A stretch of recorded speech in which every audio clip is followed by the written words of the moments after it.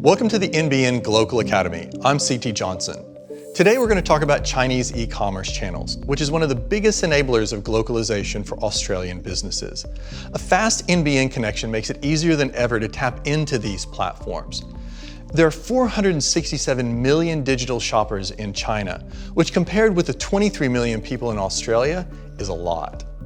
There are dozens of e-commerce platforms, and to help us make sense of this world, today we're going to talk to Dr. Mathew McDougall, the CEO of Reach China. Mathew, thanks for coming on. Nice to be here. So Mathew, can you tell us, what are the major e-commerce platforms in China? Alibaba dominates that market. They have Tmall, which is a business to consumer or B2C model.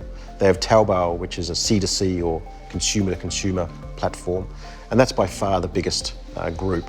And then you've got JD, which is also a business to consumer, and then some verticalized sites like eHaodian for grocery, Suding for electronics, and many others. And how do you see the difference between the way Chinese e-commerce platforms work and Western e-commerce platforms that we might be more familiar with, Gumtree or Amazon or something like that?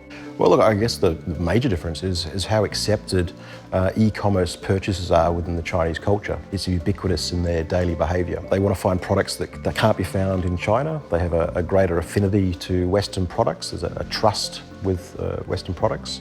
They worry about the authenticity of products found in China, so e-commerce offers them a gateway to finding these products. And one of the things that I notice when I'm in China is that the mobile platforms are much more pervasive and much stronger there than here. How do you see the role of the mobile internet in terms of Chinese e-commerce platforms? I would argue you only have mobile in China. It's such an extent that almost everybody uses mobile. So if anyone's considering China, then mobile is your only option. Mathew, why is it so essential that Australian businesses learn to master Chinese e-commerce channels? The biggest opportunity for Australian companies to go into China is using something called cross-border e-commerce, which allows them to use a digital e-commerce channel and avoid some of the regulatory product registration issues that they could face going into retail. So without that, they would suffer some problems. And how expensive is it to use one of these platforms? One of the things we hear quite a bit about is the fees and the registration requirements, even to get onto one of these sites. How does that work? Cost is certainly a consideration, and I would also argue time is a consideration. So a business who's looking at the China market as an opportunity, they need to think about, one, the cost, and yes, there is a bar to get beyond, and also the commitment and time, because you can't go to China and expect the consumers to embrace brands willy-nilly. They're very much a sophisticated buying group, and they need time to know a brand and adopt a brand. I think a lot of Westerners have the idea that Chinese consumers don't have a lot of choice, but in fact, I think they have quite a bit. So how have you seen that evolve in China in terms of the type of choices that consumers have? When I'm in China, you have more choice in that market than anywhere else in the world, because every country around the world sees it also as an opportunity. You can't simply assume that your brand will be popular because you're an Australian brand. You've got to look at what the consumers want to purchase. You've got to look at a pricing policy that makes sense for that domestic market, and you've got to write copy and marketing words that actually resonate with those buyers. What do you reckon are the biggest challenges that Aussie businesses face when they're using these platforms to go into China? There's a lot of expectation, particularly at board level and executive level, about what can be accomplished by going into China. You must understand what is possible within the reasonable bounds and get some buy-in at that level. And then once you actually move into China, look at the commercial realities of where your product fits. Don't treat China as a single market. I resonate with that very much, because I frequently have clients who want to talk to me about the China market. Yeah. And I feel like that's not an animal that exists. There's not one China market, there are many niches. How do you see people navigating successfully among those different niches in China? Well, look, the niches aren't even provincial. They could actually be within the city itself. So for example, Beijing with 20 million people is a real cosmopolitan city. So if you're trying to target educated population, well, that may reside in parts of the city which have 1 million or so people each.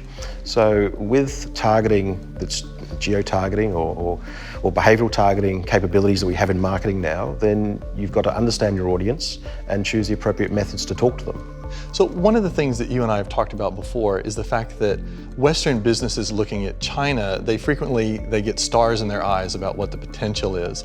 What do you reckon is the most common mistake that you see Australian businesses make in terms of trying to use Chinese e-commerce channels? One, people rush to the market without doing their homework.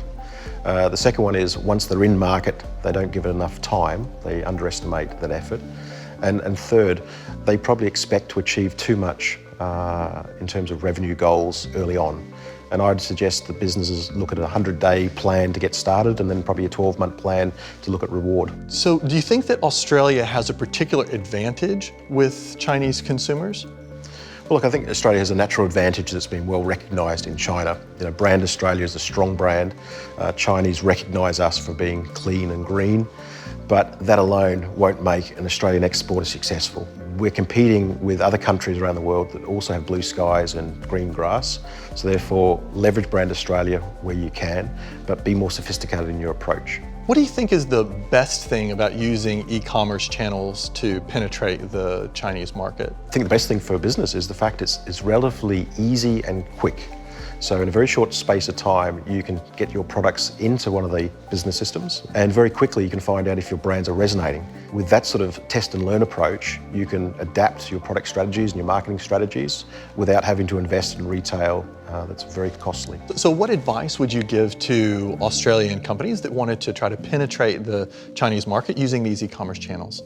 Well, I think the first thing businesses forget is that in Australia we have a large Chinese community. If they leverage the Chinese community living in Australia first as a proxy to find out what the Chinese consumers think, they can then take those learnings and leverage them in China. There's a significant buying group called Daigou, and those folks are Chinese that buy on behalf of friends and family and colleagues back in China. And they're an interesting proxy for the type of products and brands that are sought out from China. Because of this power of trust that they have with their buyers back in China, they can help an emerging brand get recognition and almost become an advocate back in China. One of the things I'm quite interested in is a project that you've got going out with Reach China. So tell me a little bit about how that platform will work. Well, we developed a platform called Daigou Sales, and really that was us trying to get our arms around this buying group and work with them. So we created an e-marketplace where brands could create stores or flagship stores. They could keep their brand identity within that marketplace, and it provided an opportunity for Daigou to come into it and purchase wholesale as a way to get experience and exposure to these emerging brands.